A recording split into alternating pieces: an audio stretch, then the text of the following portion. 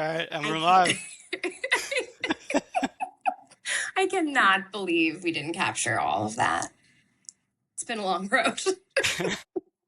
Oh my God. We did it. So me and Maddie just did something absolutely incredible. Two very, very, very capable people, or at least we like to think so. Maybe we're not, but We I have think we driver's are. licenses. Yeah, we Like, we're do. We allowed to do. vote, like I have a child. But yeah, that was a little bit. We had to try three different applications to get this up and going. We probably should have planned it out a little bit better, but we figured these things just start better when you kind of just jump not 2 feet in head first. Kind of works Yeah. better. So that's Yeah. what we did. Yeah. It's a confidence play, not a lack of preparation. I think that those are two sides to the same coin. But we got it done. We got paywalled. We're not dumb. Yes. We just got paywalled, We really, signed is up what for multiple happened. free trials.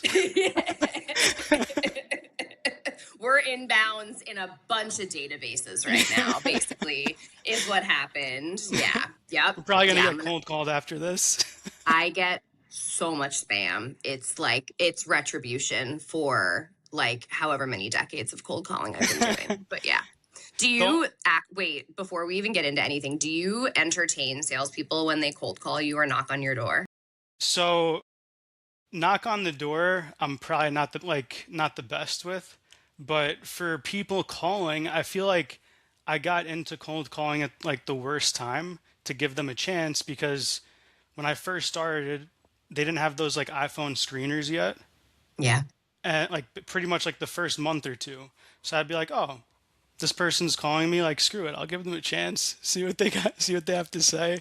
And I got a couple like car salesmen basically the first month. And then after that, we had the iPhone screener. And I don't know if that just changed the whole game, but now I only get those like AI like bots calling me for like either a tax thing or a loan thing. What like it's the same thing every time, just on a different number. So I just don't even pick it up anymore. See, that's why, and like, I'm not taking offense that you wanted to call our podcast The Rookie and the Closer, that I'm like old, like I'm fucking, I don't even know, like the oldest, grossest Yankee.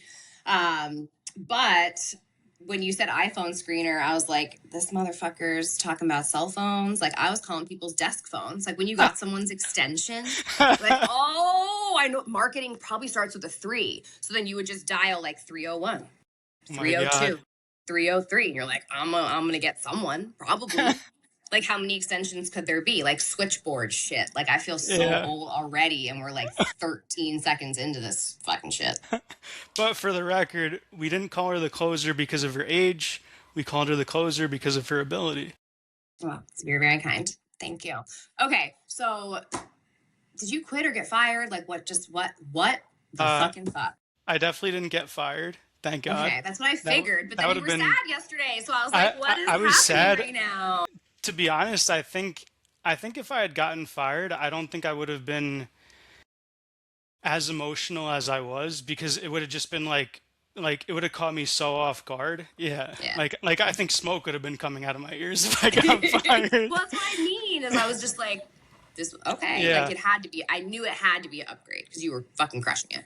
Yeah. Yeah. So yes, I quit and I think I got emotional just because Foley definitely felt like my home.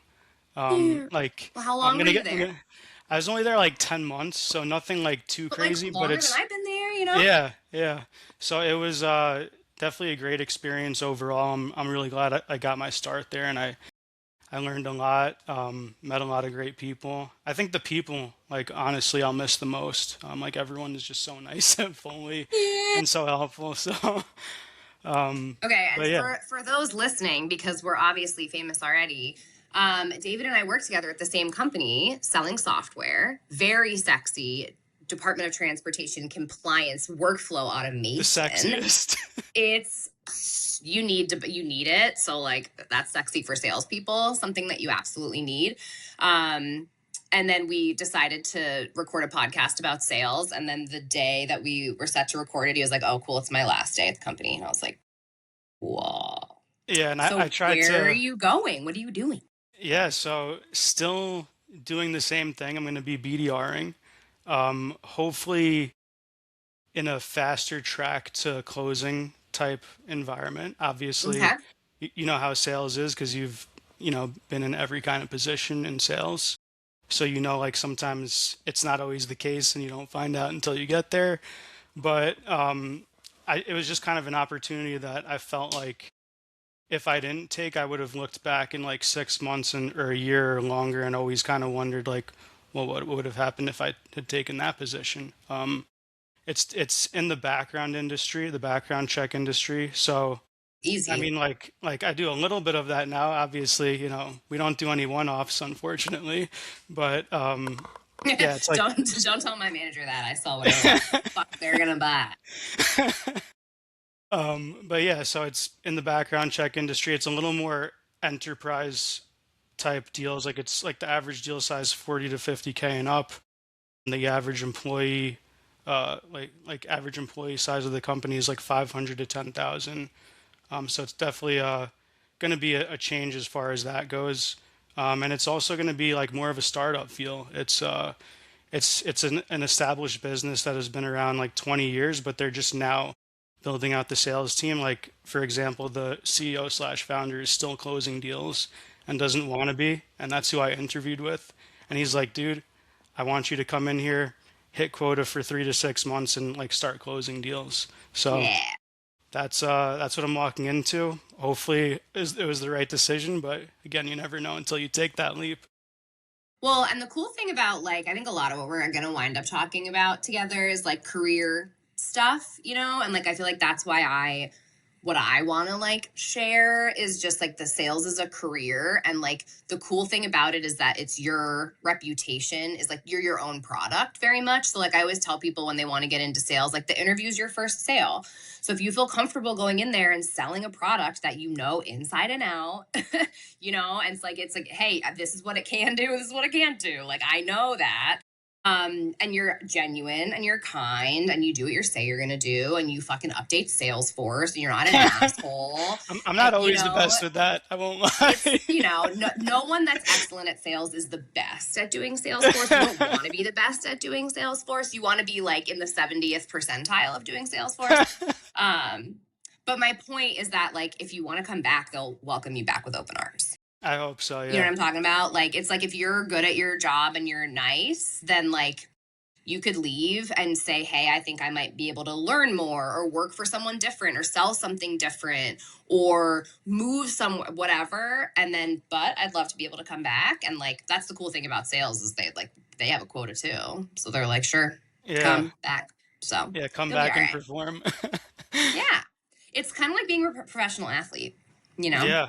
It really is like so, and that's why I see a lot of not just our managers at Foley, but I really see a lot of managers out there now that I'm on LinkedIn. Like one of my new favorite things to do instead of Facebook, I'm a I say LinkedIn I'm not on junkie social now. media and then I'm on there like fuck, like Yeah, I'm like so just like bad. scrolling. I'm like, I have anxiety right now. Yeah, gets ya. But yeah, I see a lot of hiring managers saying like we love to hire ex-athletes or things like that, or people that have mastered something, whether it's music, which is also part of my background, which is also kind of makes me a perfectionist, unfortunately. Are you an instrumentalist or a Yeah, vocalist? yeah, instrumentalist. Yeah, my wife and I actually met in college. We both studied music. She's a vocalist. I'm an instrumentalist, so yeah. I love that. Well, of course, I'm a choir nerd and did a Oh yeah? lot of musical theater. Oh, Lots of you musical and my wife would hit theater. it off for sure. Yeah, I'm She loves sure. musical theater. Yeah, I'm ask her if she's seen let me see if I can move my chair and you can see seven brides for seven brothers, right, Lee?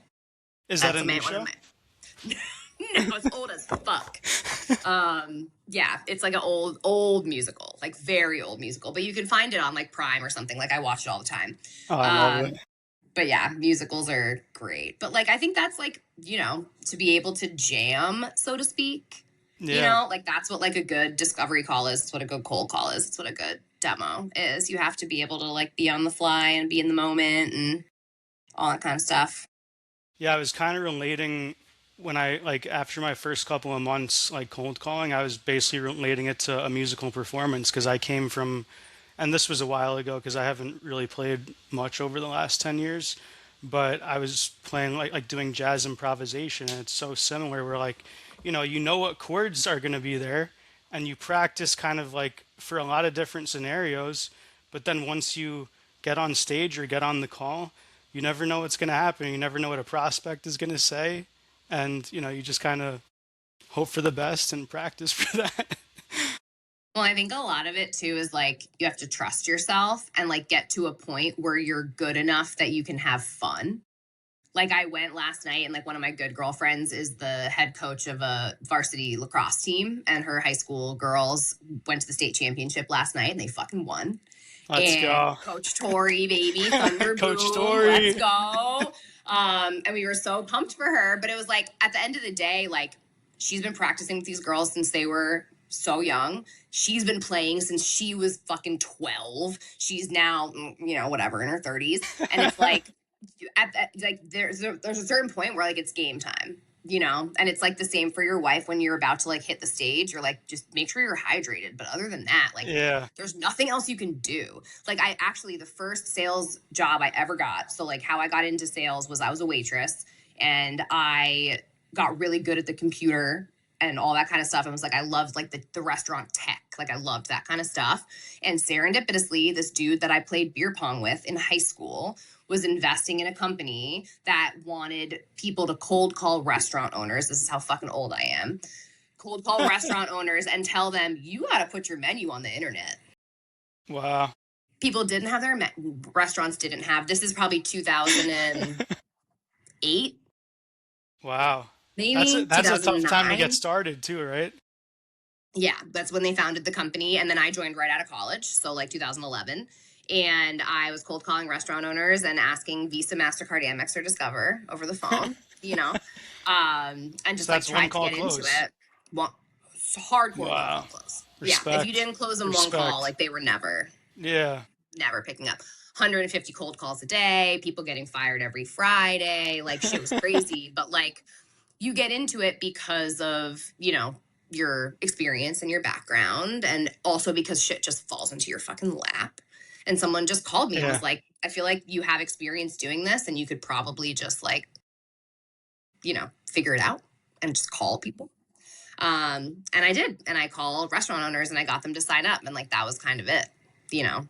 Wow. So wait, you told me this before, but what were you doing before Foley that made you be like, I want to start doing actual sales? Because tech Yeah. sales is So kind of like the chupacabra, you know? yeah, something like that. You're So not I selling was fucking like windows door to door. yeah, yeah, no, I don't think I could do that to be honest. But who knows? I didn't think I could make a cold call ever. So, and here I am. But yeah, I was running a personal training business with my dad, and he's kind of one of those like ripped 74-year-olds, but still 74. So he kind of wanted to put up his buildings and retire.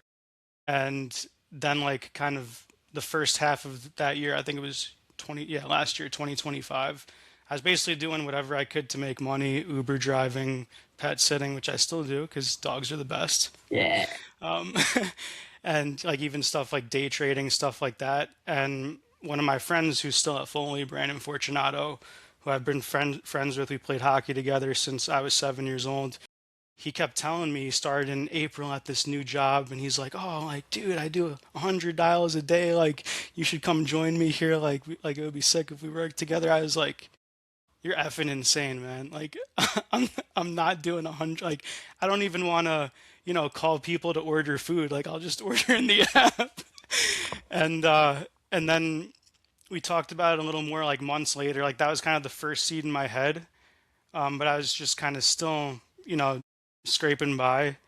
And over the summer, he was living in Florida at the time, but over the summer, he kind of got out of a long term relationship and he went back home. So that he was only 4 minutes from me. And he's like, dude, just like come shadow me for a day. And then when I see, I think yeah, exactly. So my misinterpretation, when he said I'm doing 100 dials a day, I'm thinking he's speaking to 100 people a day. That's how much I knew about I didn't even know what a BDR was when I first shadowed him. That's how green I was. So, I mean, that's kind of like thinking that you're going to make contact with every pitch. yeah, like I You're like, mean, my shoulders hurt thinking about that. And it's like, no, dude, like you're going to go down looking a lot. yeah, A lot. unfortunately, yeah. But at the time, that I looked at that as a pro because I was like, oh wait, so you only speak to like 10 people a day? Like maybe I could, maybe I could suck it up and do this. So I shouted him for a day. I was like, I think this is worth, giving a try. And then he sent my LinkedIn over to the hiring manager, and before you know it, I started. That was July 2nd, I think, when I shadowed him because it was the July 4th week, and then August 4th, I started at Foley, and the rest was history. That's fucking sick. Yeah. I mean, and then are you as, I mean, obviously you're doing a new job that's the same thing. So like for anyone out there that's like, oh, I'm more introverted or like I don't think I could, I'm just going to be so tired at the end of the day. Like I'm an extrovert. If I have a day where I don't connect with anyone, I am a corpse. If I'm on 6 demos a day and I have 240 minutes of talk time, whatever, like I'm jacked up.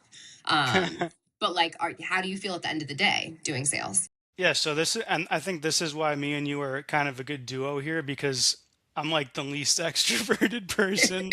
Like I don't want to say ever because there's definitely people more introverted than me.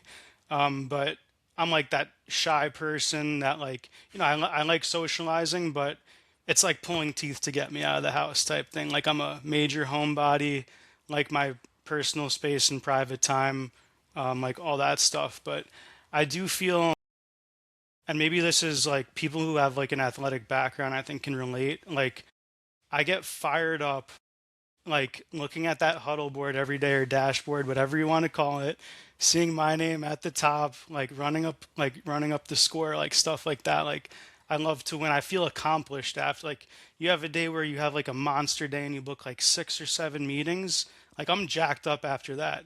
Maybe like I feel a little like dizzy for making that many calls and talking to that many people, but I feel accomplished after.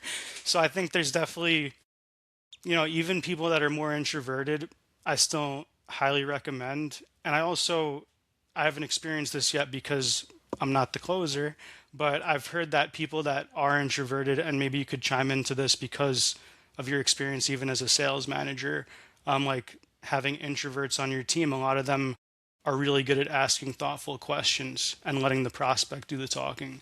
So there's definitely a spot for introverts in sales. I couldn't agree with you more. I feel like active listening is like one of the things that you have to start learning early and is very difficult if it doesn't come naturally. So giving people space to talk, like, you know how you have some friends where you can tell that they're waiting to talk, they're not listening.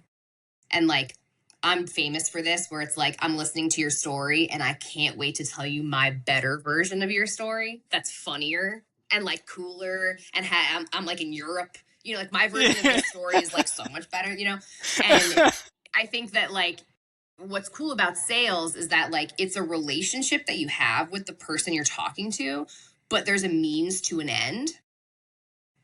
So like if it's just a friendship or a marriage or your parents or whatever, like the goal of the relationship is to keep the relationship going. There's no finish line really. So like back to what you were saying about like the leaderboard and stuff, it's like you have like the next right thing is pretty obvious. And what's nice for me is, and it can be manipulative at times, but it's like I need to get you to the next step. So, like, my goal is to be the person that you need me to be to get you where we need to go. Mm. So, a lot of times that's just listening, you know? And it's just hearing something, and then someone will say the same word twice, and you're like, so, what I'm hearing you say is that you're frustrated, right? And then you can like go, you know what I mean? So, I feel like for 100%, introverts are excellent listeners. The challenge for introverts is that when you hear that and you know you're right, have the confidence to, if you think it, say it. If you think it, say it. If you think it, say it. Whereas for me, my challenge is shut the fuck up and only say the things that are very impactful. So like hopefully both of those people end up saying the same thing, which is, so what I'm hearing is if you didn't have to deal with this problem anymore, you would be freed up to be so much more strategic and like really use that education that you told me about. So like, how do we get this out of the way? I feel like Foley or whatever the fuck software, whatever the fuck you're selling, I feel like this is what you need right now, right? So like, if we were, I know we're not there yet, but if we were able to solve that problem for you, would that be worth continuing the discussion? Right. So just getting them to the next, I feel like we end up at the same spot. You have to talk a little more than you're comfortable, and I have to talk way fucking less than I want to, Realize. you know? No, that was amazing. I feel like I just got closed when you said that. That was incredible. Closing you on being a person. Yeah. and, No, and I I mean, could, sales is great. I can't believe this is a job, honestly. Like yeah, what we're doing right now is what sales is, basically. yeah, yeah, having conversations with people. Yeah. And I also, just from what I saw you do, I feel like even though you enjoyed being a closer more and you came back to being a closer, I mean, you sound like you were a hell of a sales manager. That thing when you said like, if you think it, say it. If you think it, say it. If you think it, say it. Like that's like, highlighting that word in bold. Like I love stuff like that because then like some people would be like, oh, why'd she say it so many times? But just like the prospect saying things multiple times, like that's important. And then when I'm like, hopefully one day running a discovery call, what am I gonna think? So Yeah. I mean, it all goes back to the athletic stuff too, where it's like and you said it like too, like the fundamentals. Like if you have the framework, you have the chords, right? And then you yeah, can jam, right? Like you have your structure. And like even like, so I'm writing multiple books right now and I have analysis paralysis, but like these are all my mantras, right? So like every chapter that I want to write is a mantra, something that I say to myself over and over and over again. And like that's been kind of how I've lived my life. Like I've been like, this is our fucking first time talking, but like I should be either in jail or dead. Unequivocally. The fact that I'm alive in a nice house, like being normal, it's like, who do you think you are? Um, but like I have all these mantras that just like you say it over and over again. Like there's no substitute for the passing of time. There's no substitute for the passing of time. Time takes time. There's like things that I say to myself over and over and over again. People buy from people they like. I've learned all of these little like adages and stuff, and like I feel like you have that in music, you have that in athletics, where it's just like I'm sure that when you were working out and you were doing sprints in hockey or you're in the weight room or whatever, like you have a couple of things where it's like you're an animal, like yeah, let's fucking go. Like you got this. Like there's gotta be like for me, like I don't a know why, voice in like your I'm not head. even super athletic, but it's like you're an animal, let's go, like there's just like certain things that you need. And like, I think that's the balance too, is like, you don't want to push yourself so hard that you burn out. Yeah, Self-awareness is important. But I like sales because of what you said. It's like you do something hard and at the end of the day, it shows up on the scoreboard. And then you get to like take a breath and be like, yeah, I I did it, accomplished that. and that's for me, the hardest thing that I'm working on right now is doing enough that I feel satisfied, doing enough that I don't feel guilty at the end of the day, like I could have done more. Um, but like knowing where that balance is, because in sales you can always do more. So like where are So you, like how as many as calls do some you make?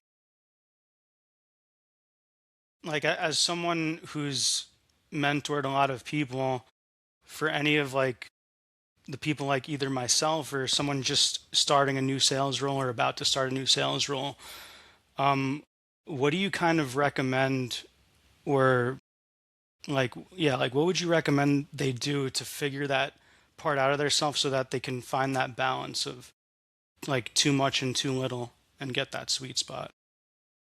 Well, I mean, as I'm almost 40 years old, so I can say this with confidence that like there is no perfect sweet spot. Like I actually, one of the first sales trainers I ever, Dave was there with me. This guy, Steve Borsetti. Steve, you're the fucking man.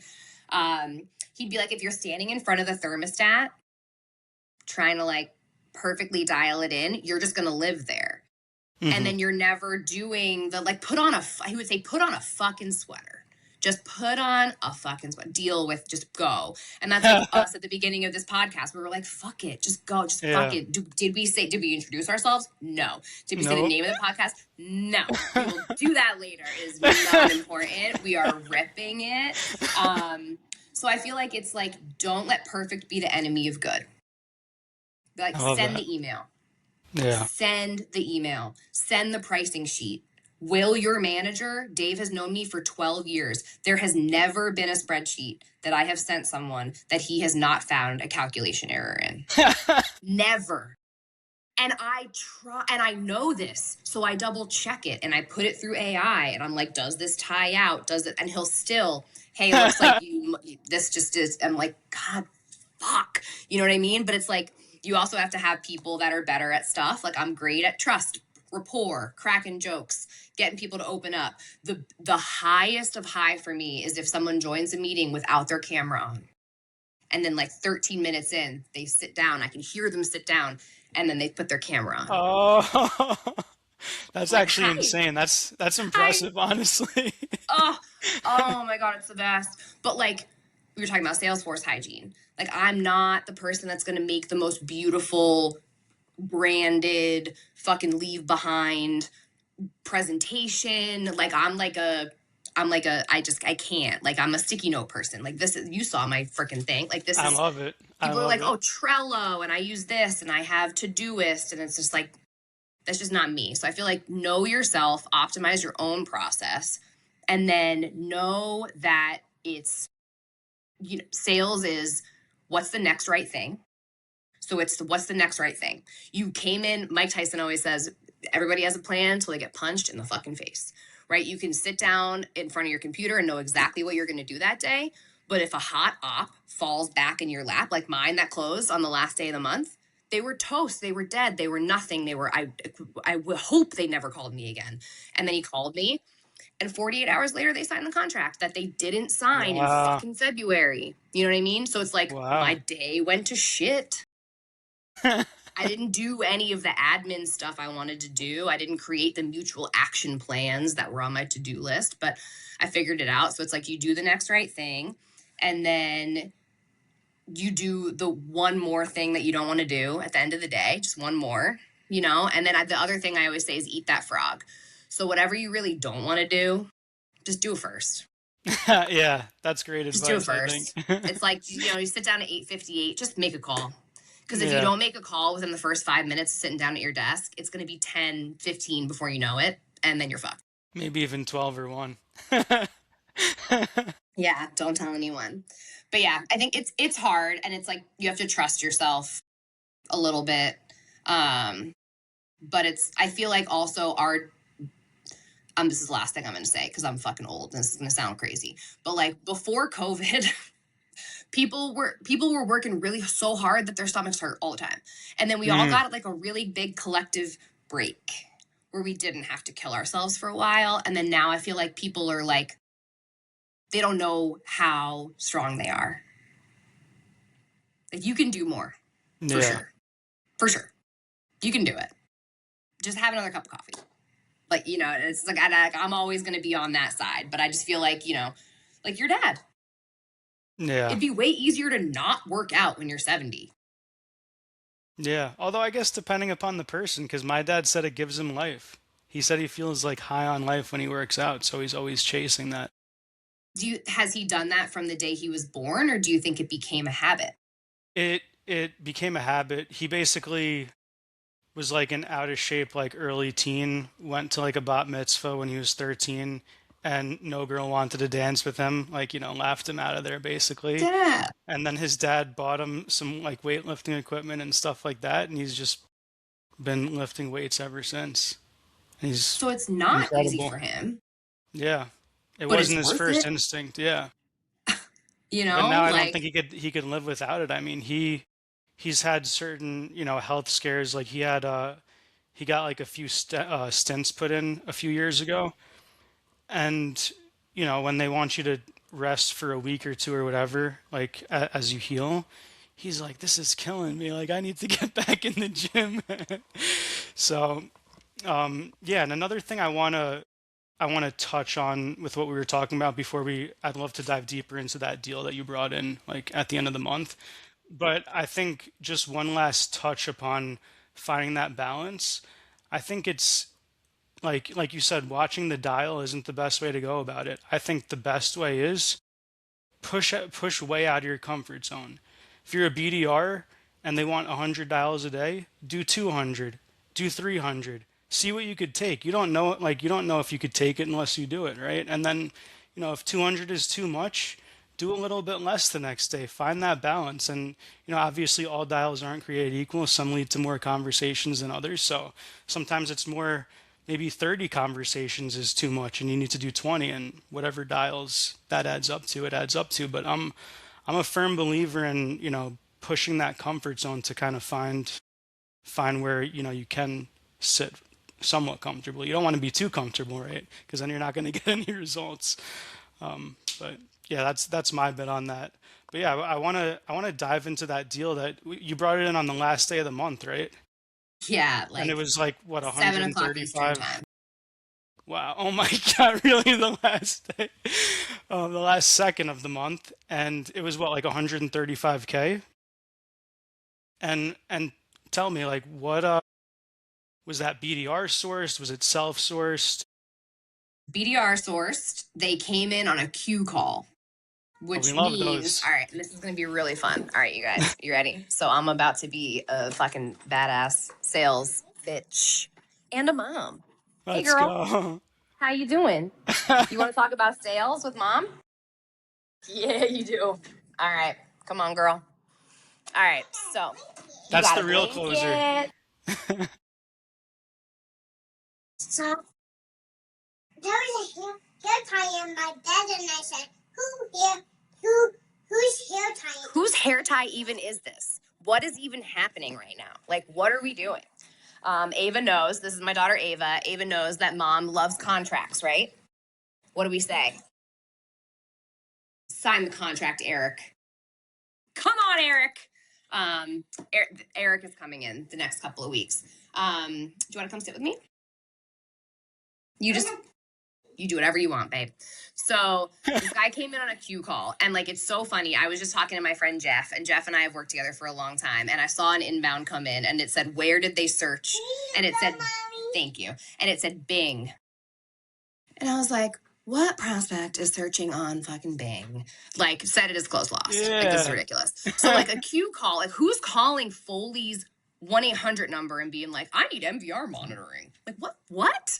So, anyway, it came in. Shane, excellent BDR, flipped it over to me, created the opportunity. It's a very cool business. So, generally speaking, when you're selling software, you sell to businesses that need software to run their businesses. Not a lot of moving parts. People that work there log in and they do stuff. This business is a little bit different. They hire people for Waymo, Google Maps, Apple Maps. Very cool. So like an intermediary third party. Here you go. You got it, babe. So they hire all these drivers. So lots of liability, but also they are a business that understands their margins. So like this could be like its own conversation, but we were talking about how do you know when enough is enough? Like you have to like know your funnel. So it's like if you convert really well, if your batting average is super high, like like if you are every throw is like you just are in the end zone, like you can dial down the top of the funnel because you know that you convert. Whereas some people are like, I can pour so much gasoline on the fire. I never tie. I don't care if it converts. Like I can just do the numbers, whatever. So for me, I never burn a bridge. These guys came in. It was a viable opportunity. We negotiated. We were on terms and conditions. We negotiated every fucking dollar and cent. It couldn't have been more done. And the heartbreak about it was that they never said no. They only ever said yes and then never opened the contract. You got new leggings on? I don't have new leggings on yet. We're going to go buy new leggings later. Thank you for reminding me. I'm going to go buy new leggings later. I got a big commission check this month. So I'm going to Let's treat go. myself to 2 new Let's pairs of go. leggings, guys. It's very exciting. But any fucking way. So this deal, it was dead. It was toast. It was done. They broke my heart. They broke my heart so bad that you saw when they actually came back in 2 months later, they came back in from nowhere. I was on my one-on-one with Dave. It's amazing. I love it. I was on my one-on-one with Dave talking about how I didn't think I had anything that was going to close this month. And I see dial pad come up on my computer. And I'm like, Rajesh is calling me. And then, of course, Dave's like, fuck Rajesh. Like, fuck this guy. Like, he broke your heart. And I'm like, I gotta go. It's Rajesh. So I pick up. And he's like, we're ready to move forward. And I was like, okay, this is exactly what happened 2 months ago. We were ready to move forward. Please send it. Yes. And then I was like, hey, you've had the contract for a week. You haven't signed it. I'm assuming we're not going to move forward. I'm going to close the book. And he's like, no, we're still moving forward. And they never signed. This time, somehow, by the grace of God, they signed. Yep. Can you sign the contract right now? Right there. Sign it. But yeah, Always they came be back out of closing. nowhere. And the crazy part about it is that I had committed a different deal. So like this is again a whole nother episode that we can have just about forecasting and like being able to understand reality and being like optimistic, but like have critical thinking skills at the same time. Okay, can you be quiet for just a second? Why? Because. Great job. Whoa. She's wild. She's going to be in sales 100% or on stage as a musician, which is also an option. But Or yeah, maybe I both. committed a deal for like $156,000 that didn't come in and won't come in for like a week and a half now because legal red lines came back. And this one came out of nowhere and like Wow. slipped it in. So I think you don't burn a bridge. You don't negotiate so hard on your timeline. Like people aren't going to buy on your timeline. Salespeople we have an arbitrary timeline. It's now, yesterday, end of month, end of quarter. Let's go. So like if you have someone that's right on the finish line and you can incentivize them against your timeline, I don't know. It works, but like the majority of the time you can't. So I think that was like an example where it was like they were always going to buy. They just also, this is a whole separate conversation and I need to stop adding things on to our to-do list. Hopefully AI is capturing this, but like sometimes people aren't ready to buy because they aren't able to It had nothing to do with the sale. They just weren't ready to put the resources together to actually go live. So like now they are, and they signed, and we're done. And I hit quota. Let's go. You And we're good. smashed quota. I have to close over $1 million this year. So I'm You on my will. way. You will. Especially with yeah. Ava on your team. Yeah. For those of you that Ava's don't helped me know, close some deal. Ava's like the closer behind the closer. She's really the closer. She closed Maddie's first deal at Foley. She did. She did. Yep. This guy was bragging about his granddaughter's dance recital. And I was like, well, I will put my daughter in a tutu and send a video to your granddaughter if you sign this contract today. So he did it on Friday instead of Monday. Here's another adage: time kills deals. I say it over and over and over again. Time kills deals. And that specific deal you got closed in like 2 days, right? Yeah, they called me on Wednesday, or I think he called me on Wednesday and they signed the contract Friday. So yeah. That's pretty crazy. But they came in as an inbound on like February 22nd or something. Wow. So it's like deal cycles are wild. Like Yeah. there's a lot of rigor and like operational, like reporting and stuff that you have to do too. Like it's, yeah.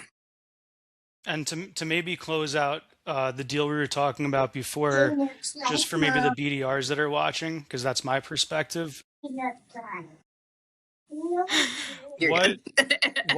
did or didn't the BDR, Shane, or whoever sent it to you, like what did they do that you felt helped you be set up for success on this deal?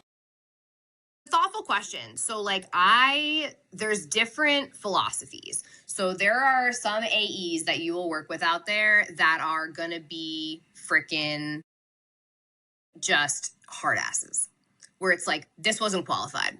What was this? You didn't have this, blah, blah, blah. You know what I mean? And it's like, again, it goes back to that funnel, right? So it's like marketing does their fairy dust, and then people are interested, and you're also cold calling, and you're creating these like initial conversations.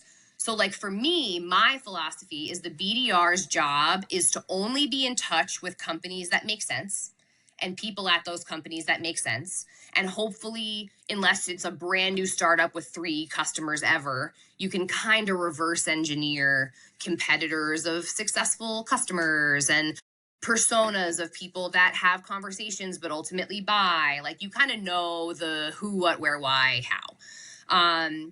So I love people, right? So I'm the type of person that's like, throw a bunch in the top of the funnel and I'll figure it out. Like I don't need to have the highest closing percentage because I love conversations and I love hearing someone say that someone else has a problem and then maybe I find out that person, right? So like what it's called multi-threading in the enterprise world. So I would say that the best thing a BDR can do is just get you the conversation and make sure it sticks. Like if you have to figure out what you're optimizing for. My husband's an engineer and he always says, what are we optimizing for? We can't have the best and the fastest and the cheapest. So it's like, what are we optimizing for? For me, I'm optimizing on a held meeting with a person that will give me something.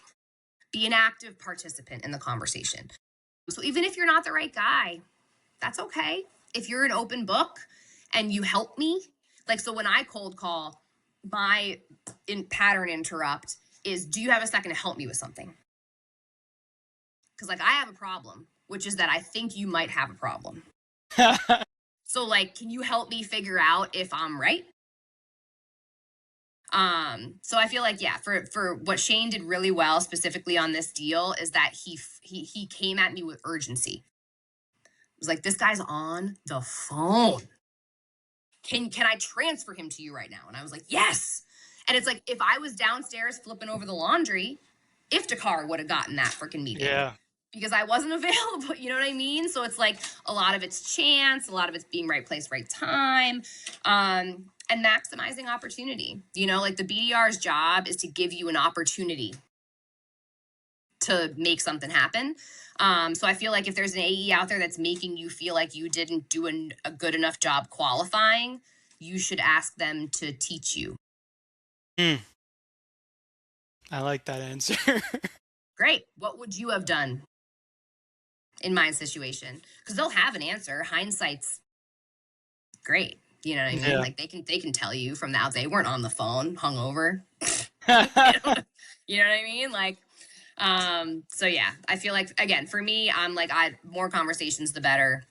I love the weird ones. I love the ones where they're like, they were a jerk. I'm like, awesome. It means they care. They're alive, you know? And one last question on a related note, how do you feel about the ops where maybe the BDR gets you that at bat and that like the BDR could tell that there's pain in their process, like they do everything in-house on paper, etc. But when you try to get the prospect to admit pain, they won't admit anything. Do you still feel good about taking those because maybe you feel like they could admit more on a discovery call, or maybe you're just better at cracking into them, their pain, or like what advice would you have to a BDR and even an AE in that situation? I feel like the theme for that for me is like, again, like you can go into every like show being like, this is how it's going to go. This is my set list. But like, you don't really know. And I feel like it's also what we were talking about where like, all you can do is say, this company makes sense for us to sell to, and this person makes sense for us to talk to. Right? Like we work with companies like yours. And when I talk to people like you, here are the problems I normally hear. Does any of that resonate with you? I've been saying that for 20 fucking years, right? Like, so it's like we work with your competitor. I feel like people that work, do your job at companies like this have this problem. I'm on the internet. We can all see you how like that's why Foley's crazy. Where it's like someone got pulled over 2 freaking days ago. And they didn't have their med card. So it's like, I know you have pain, right? And like those are the ones that are maddening as a salesperson, because it's like, I know you have a problem. And they're like, we're fine. It's Yeah. like, right. So like there's not so much you can do there. So I feel like, one, take a breath, zoom out. They'll buy when they're ready. Don't be a jerk. Challenge them. Yeah. Elucidate the problem. Do that by storytelling so they don't feel attacked. I was talking to someone, they said this, read the room, like you don't want to turn someone off completely. I mean, imagine someone that's like terribly out of shape comes in to your dad. Your dad's not going to be like, what happened? Yeah. He's going to be like, awesome. What's the next right thing that we can do together? So I feel like you be nice. They come back when they're ready. People don't like to be told that they're messing up. So like one of my taglines is like, you're crushing it despite these challenges. Imagine. You're amazing. Imagine a world where this starts happening or this stops happening, right? So I think that there are some people just don't like to be sold to, but also like never forget that someone could have hung up on you. If they haven't hung up on you yet, there's something there. There's something there. You know what I mean? So it's like, just be, and even like the way you're sitting right now, like if this is how you cold call, this is why you're successful, David, because you're just like, whereas like the whole time I've been like this is, you know what I mean? So it's like, hey, I've listened to your cold calls. You're like, exactly what I said. I talked to a bunch of people. I'm looking at you. Feel like this might be helpful. What do you think? I love it. It's so good. You're an artist. But yeah, no, I think that like also I didn't come up with BDRs. Put stickers on it like this. There you go. But I'm not gonna to draw on the balloon. So my daughter Ava is the best negotiator. She never leaves money on the table, ever. And she always asks that one more question. Wow. So actually, I'll talk out of both sides of my mouth. I'm on team BDR. I feel like it's a very hard. Hey, do not hit your butt on that. I'm gonna break my whiteboard. To break my whiteboard down. Yeah, you be careful, girl. You're strong. Like I did the whole full sales cycle. So I feel like if you have a BDR, like just shut up and be thankful that you have a BDR. But what you can do, come here, is ask one more question. Just one more. Actually, I'm so sorry. Right before I let you go, one more thing. And then like whatever that is for your software, right? One more thing. I'm so sorry. Who's the designated employee representative for your drug testing? Do you know? Because you're gonna need them if you're gonna sell them drug testing. So like, what's that one more question and you can ask the AEs. If there was one question that I can get answered only, what would that be? And then just challenge yourself to ask that like one more question. That's powerful. Yeah. That's so powerful. What would you do if you got audited tomorrow? Yeah. How would you feel about it? Yeah. Or like, and the other thing too is like, know your audience. So like on a cold call where you're asking for 90 seconds, how do you feel question is harder. On a discovery call where you have 30 minutes, a how do you feel question, you could ask one question and that's the whole 30 minutes, right? So it's like, hey, just out of curiosity, if you got audited tomorrow, what are the 3 places you'd have to log in? Because it should be a boom, boom, boom. And then the best part is you want to ask questions that they don't know the answers to. And then you're like, oh, you don't even know? Oh, God. Wow. What, so it's like, hey, if you got audited tomorrow, where would you download the files they want? And they're like, what, download? Yeah, bro. So, like for your background check thing, where it's like, hey, so if you hired somebody that wasn't qualified, who's responsible for that? Because they should be on the phone, you know? And so it's like there's something, I don't know if everybody out there has heard this, the RACI chart. Have you heard of a RACI chart? I don't think so. So it's a matrix. Yeah. I spoiled the tiger because there was a tiger on here. You do with the tiger whatever you need to do with the tiger. This is 3 years old. This is free birth control for you and your wife, by the way. But yeah, I literally don't even remember what I was. Oh, RACI chart. It's who's responsible, who's held accountable, who needs to be consulted, shh, and who needs to be informed. So when you're selling software, it's who's responsible for doing the work, and then who's held accountable for that work being done. So when you're a BDR on a cold call, it's like you're probably booking a meeting with the person that's responsible, or you're talking to someone who's held accountable and they're saying, go talk to the person that's responsible. They don't have budget, but they're responsible for this. So I think that's another good question is like, okay, so it sounds like you're responsible for the day to day. Who's ultimately held accountable? Like, just fucking ask them. Who's your boss? Who's your boss? If I could have, as an AE, if I could have one question answered is, oh, I'm booking a meeting with someone.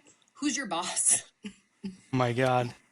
Guys, I hope That would be a anyone sick question. anyone who is watching, I really hope you're taking notes or have some kind of photographic memory, whatever, because I'm certainly going to watch this back and take notes because I don't know if it's because I'm an older BDR, but if I don't write something down, I'll never say it. So I'm definitely going to take notes on that because those are super valuable questions. I mean, that's like the crazy thing too. That's like, again, it's hindsight, right? So like you'll have a sales manager that'll listen to your call and come at you with everything they obviously would have said on the call instead. And it's like, okay, but like you weren't in the ring though. Yeah. So like, love that. Yes, let's absolutely help me. But like, you can only dissect what you did so much. Like, I think that it's like also a metaphor for life. Like, just change one thing at a time, a month, one thing a month. It's like we all have monthly quotas. Like, don't try to be a different person tomorrow. It's like, what's the one thing that is measurable that you can improve? Is it the number of dials you're doing? Is it increasing your cold call connect rate? Yes. I can kiss it. And I was pinching back. Well, you're being wild, Aves. I don't, it happens. It happens. So get down. Yes, you can get down. But yeah, I mean, you got into sales late. I got into sales by accident. Like that. Well, then let's put this over here. And put it on that big thing. See, again, I hurt myself with this. I think I can do it different and better next time. Like, okay. That's what we do. Crazy. Well, I'm sad that I'm not going to get to be on. Well, actually, Teams is dumb. We can just text. I'm happier. Yeah, We can just we'll be text okay. instead of being on Teams with each other. We'll be fine. And we have Riverside to record our videos, so we'll be good. Free trial of Riverside. Oh my God. Yeah. And I'm not on social media, so Lord knows where we'll just put it on LinkedIn. Send me the link when you get it. I'm just going to put it out into the universe. I was thinking YouTube, maybe. Yeah. Potentially. Yeah, I feel like 100%. I watch Ava. podcasts on YouTube, so I figured that would be a good place to start. But yeah, anyone that's watching, if you found any value in this, please like and subscribe. Comment any suggestions or topics would love us to discuss. We'd be happy to. I think just from this conversation, I thought of like a dozen things I'd love to talk about. I'm sure you did too. And yeah, we're rookie and the closer. I'm the rookie. She's the closer. Maddie, do you have any other finishing thoughts? I talked way too much. No, it was perfect. I just feel like sales is such a great job. Like people that sell me weed at the weed store, people, if you sound good on the phone, confirming my appointment at European Wax Center, like just try it. Just try it. Yes. Like sales is an open door policy.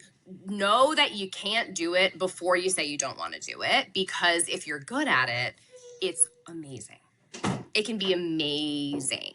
And it's fun. So yeah, just any questions, hesitations, bad experiences. I got out of sales because I joined an MLM by accident in college. Everything. Like, please, like, we want to be helpful. And I just want to thank you, David, for, like, I've been talking about doing a podcast since podcasts came out, and I've never done it with anybody. And then we just did it in like a week. So Yeah, you're amazing. we literally just had that F it energy. We were like, we were literally just BSing on Teams, like we do maybe once every couple months since she's gotten here. And at one point I was like, Maddie, I don't know how you don't have your own show. You're so entertaining. I always tell her she should be running the meetings because she's so fun. She makes everything fun. So I thought when I said that, she, suggested doing a podcast, and I was like, screw it.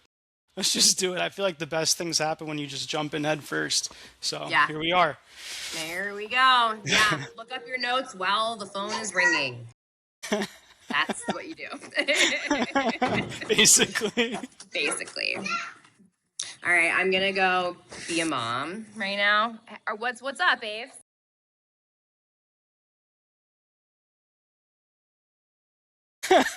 I'm glad I don't live in California anymore, because I would literally have to pay her. So if we get monetized, because all of you are smashing that fucking like button, my Let's little go. Ediano friend would not be, he would be mad at me if I didn't say that. Smash that like button. She's trick-or-treating. I don't have to pay her. So if you all like Ava, Ava's the give goat. us a princess thumbs up. All right, Oh my guys. God. I guess with that, I'm going to stop the recording now.